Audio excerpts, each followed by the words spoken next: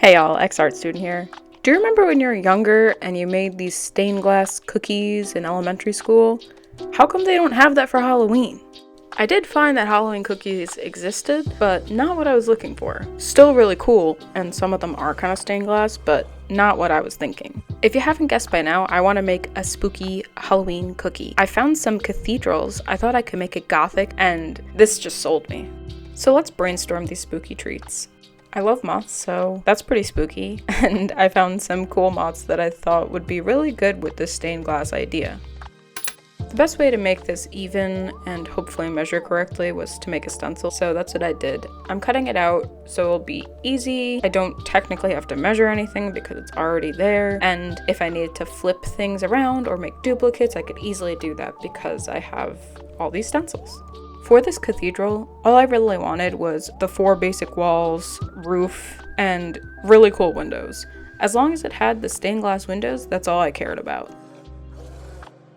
I love how my sketches look. It was just a pain in the ass cutting all of these little tiny pieces. But if I want a beautiful Gothic cathedral, I have to have the details. No one else is doing it, so I must do it. I did all the other windows off camera. It's just a lot of the same repetitive motions, but you get the gist. In my mind, I think I can complete a lot more than I'm actually able to do. So I decided to super duper challenge myself and make some detailed moths and try figuring out where I can lay the candy to make it that stained glass effect. So I had to do a lot of outlining, cutting little details, remembering that I can't do every little thing like on this moth. It's just impossible sometimes, and unless I'm making a giant moth, it's not happening. I chose this Madagascar moth because I figured it'd be really cool to see this ombre effect with the colors changing in the wings. Now the inevitable, making the actual cookies. I found this recipe for a chocolate sugar cookie online, specifically for gingerbread making. I don't like gingerbread, and I'm not really into regular sugar cookies, but I love chocolate. So I found a chocolate sugar cookie recipe online that I have in my description, and it worked pretty well for me. I had all the ingredients, it mixed well, it did everything I was supposed to, and it worked really well for the overall project. I definitely recommend this if you're trying to do something similar. The dough has been kneaded, now it's time to spread it across my cookie sheet to use it with my stencils.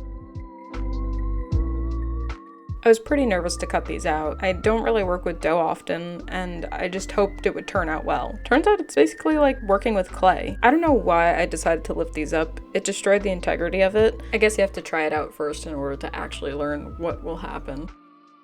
Luckily, this dough was pretty forgiving. I was able to mash it all together in order to start fresh and make these things better without destroying them again. It's a lot of fun peeling away the outside pieces, but these intricate ones, oh my goodness. I almost gave up and cut out just a regular curved Gothic window without any of the intricacies, but I was like, no, you have to stick with it. The moths, of course, were my favorite part. It was really cool shaping them and realizing, ooh, this is where the green candy will go. This is where the purple candy will go. And just really hoping that it wouldn't break, because when you got into those nitty-gritty details, sometimes they did break and you had to figure it out and stick more pieces on in order for it to actually work, and just hope that it cooks correctly.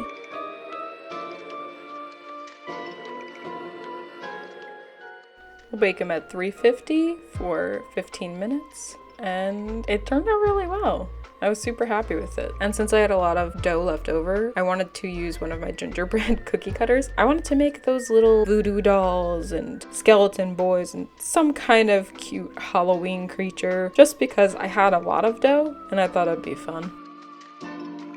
I was juggling making and baking. It was really cool to see how the pieces turned out. When I was younger, my teachers used some kind of candy to melt into our cookies, and then we had it when we went home for Christmas vacation. It was really fun. Online, they all say use Jolly Ranchers. So I separated them and mashed them to pieces. It took a long time and the dust got everywhere, but it tasted delicious.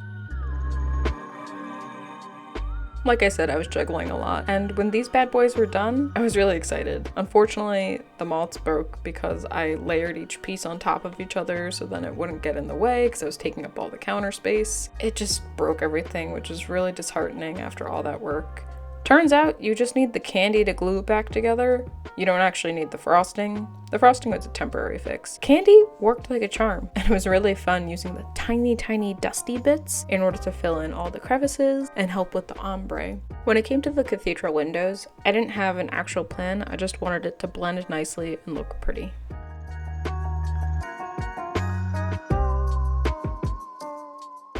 I love seeing the bubbles on the candy as it just came out of the oven.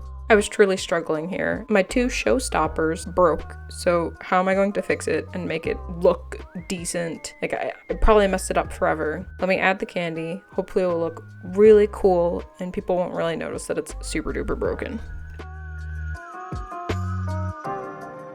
This moth was my favorite to create. There was so much color and it was really fun to hope that the ombre would work and just fade it. Even though it's not realistic colors, I was excited for it. I was pleasantly surprised with how this turned out. For the cathedral, I wanted the attachment pieces to be dark and gloomy, so I wanted a dark purple or a black. And I wound up just creating a lavender. I kept adding more and more color, but it wasn't really exactly the color that I wanted. It's like, all right, well, as long as it sticks, that's what matters, right? I was afraid of this back piece breaking again, so I used the icing like spackle and hoped it would work. I then used a generous amount of icing to glue it to the surfaces and hope for the best. I used the spray cans to keep everything spaced out nicely, and I was just hoping it would work out well. Of course, it wasn't an easy build, and I am so not good at gingerbread houses at all. I was just hoping it would be different this time. It wasn't. Enough of that failure. Let me go on to something easy and cute. I made these fun little skeletons based off of the ones I found on Pinterest, and I loved them. I made voodoo dolls, skeletons, I think I made a vampire. It was just fun, and they were cute, easy things to make and to eat. So I would highly recommend doing some gingerbread cookie cutters and lightly decorating them to just eat them later.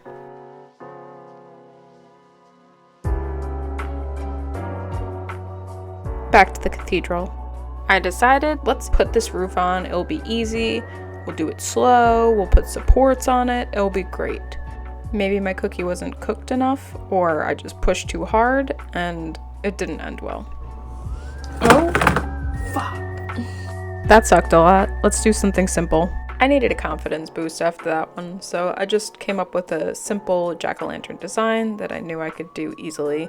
And I had a ton of dough left over, so might as well. I went in with the jack-o'-lantern. Very easy, very fun, very cute. I was excited and I was like, I could just do one color. It'll be cute either way.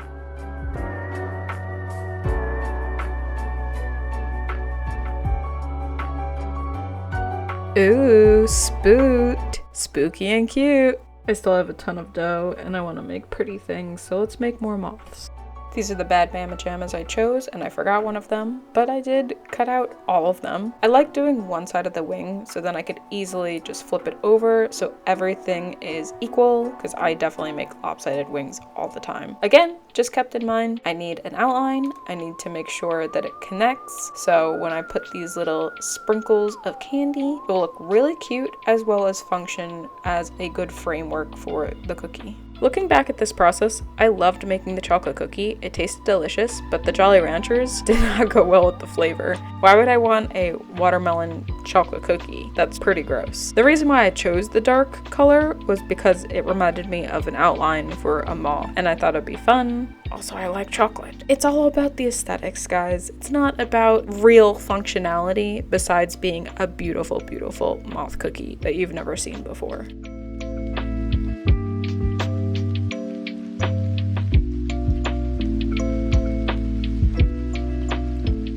At this point, I realized that I did 2 wrong moths. The red one that I'm doing is supposed to be all blue, and the purple one was supposed to be red. But I think it worked out well. It's still pretty cute.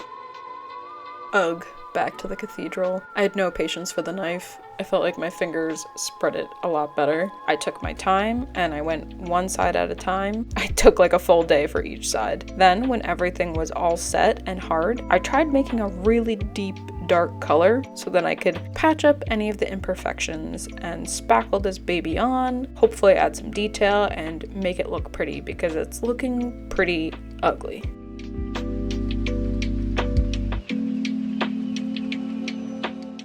Yeah, it's still pretty ugly, but at least it's kind of cute now and ugly. It's just a spooky house, guys, so of course it's gonna be not great. I have crawled my way to the finish line. Let's take a look at those close-up shots.